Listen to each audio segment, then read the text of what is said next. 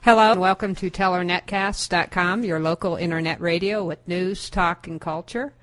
You're listening to the Food Integrity Now show. I'm Carol Greve. I'm one of the hosts of the show, and I'm here today with my two co-hosts, Susan Wright and Matt Spaeth. Welcome. Hi, Carol. Hi. It's great to have you here today. We have as a very special guest today Tana Blackmore. Tana is the director and founder of Sacred Grounds, and we're really Sacred Grounds International, isn't it, Tana? Yes. Okay. We're excited to have you here today. Welcome. Thank you. It's such an honor, and thank you so much for the opportunity. Yeah, well, we spoke with Tana a few days ago, and she just has such an amazing story of what she's creating in Montana. We're just really excited to have you here and to share your amazing journey and what you're doing up there in Montana with our listeners. So let's get started. Tell us a little bit about Sacred Grounds International and Happy Heart Ranch. Well, Sacred Ground International, it's an organization that I founded actually legally as a nonprofit organization in '99. Actually, it had really started many years before, since about 1994. And the primary reason for doing Sacred Ground was to create a place where people could come and to find many of the things that I had. It is a place in Montana. It's 3,000 acres, and a lot of the goals were conservation. We had to start with the ranch itself. We wanted it to be a place that actually demonstrated the philosophies that we were talking about: sustainability and integrity and respect and honoring of all life. And so we had to start with Sacred Ground and the ranch itself, which is the Happy Heart Ranch. And I ended up actually inheriting the ranch and coming home after being gone for over 20 years. And so we started with the conservation to bring back the grasslands that had been absolutely devastated and to create a place that spoke to sustainability, that spoke to the integrity and the sacredness of all life and all living things, and to invite people to participate in many, many ways. And we have, it's multifaceted, so we're up to a lot of things. If you could give me just a little direction, since we spoke before, as to where you would like me to go, because I can talk about a lot of things. Well, one thing I found very interesting, you said when you came back to the ranch after being gone, the ranch was pretty depleted. And maybe you could share with our listeners on how you restored it and what you're doing as far as the sustainability. When I came back, the 3,000 acres that I'm talking about didn't even look like it did as a child growing up here. It was down to the dirt. It had been absolutely devastated. This is very lush mountain country, and it was heartbreaking to see. And I had come home after 20-some years. I had been a successful designer in New York and Colorado, and I had built a multi-million-dollar business that had literally gone out of business overnight due to some junk bond issues that had occurred in the industry, and it took thousands of us out of business. And I came home, as I am part native, to do a rather traditional activity called Cry on My Mountain.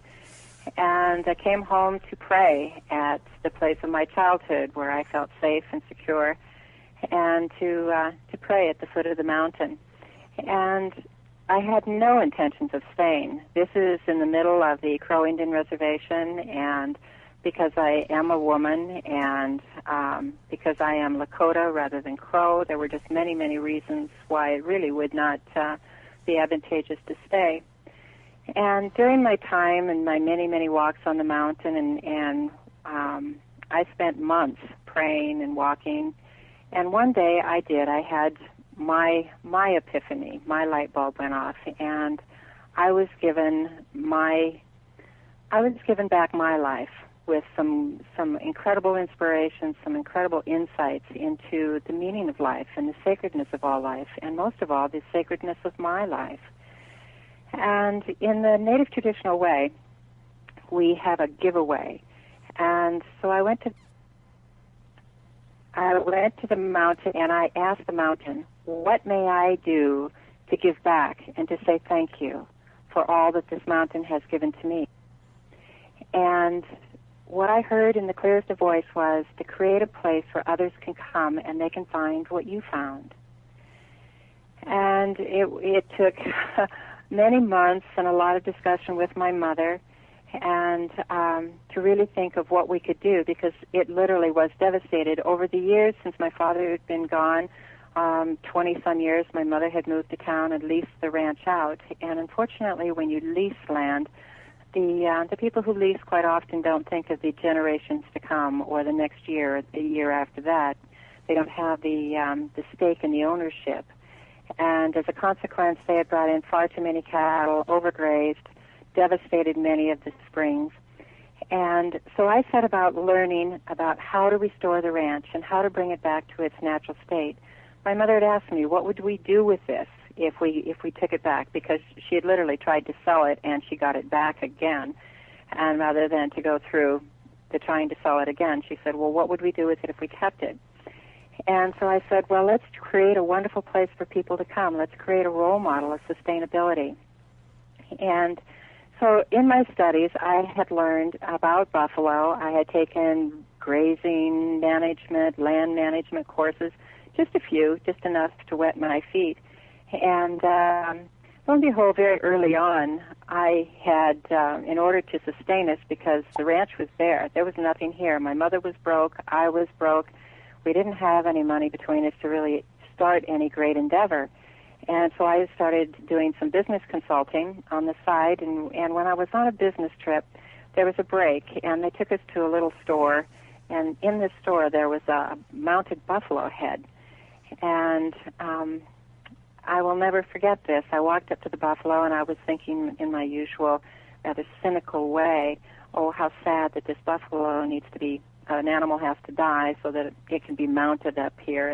And all of a sudden I heard this buffalo talking to me, and I saw these pictures in my mind of these baby buffalo.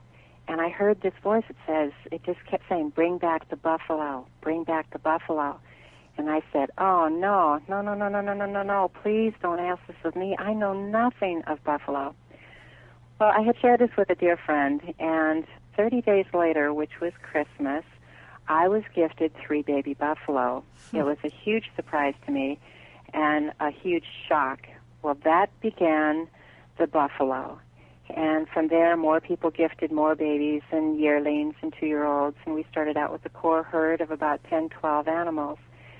And what I did know was that buffalo, their hoof action, buffalo are native to the landscape and the prairies of America, whereas cattle are Asian. And the reason that the prairies used to be so lush and the grass used to be so tall, and they used to say you could see the grass waves, like ocean waves on the ocean. Well, if you go through the prairies now, you certainly don't see anything like that. And what I learned about buffalo is that by the very nature of buffalo's existence, they create and restore and stimulate life on the prairie.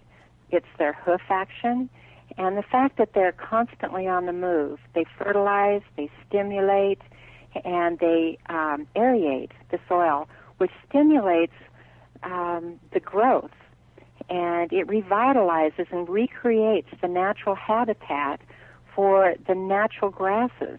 All things were created here in an ecosystem that when the original ecosystem begins to be restored, then the natural native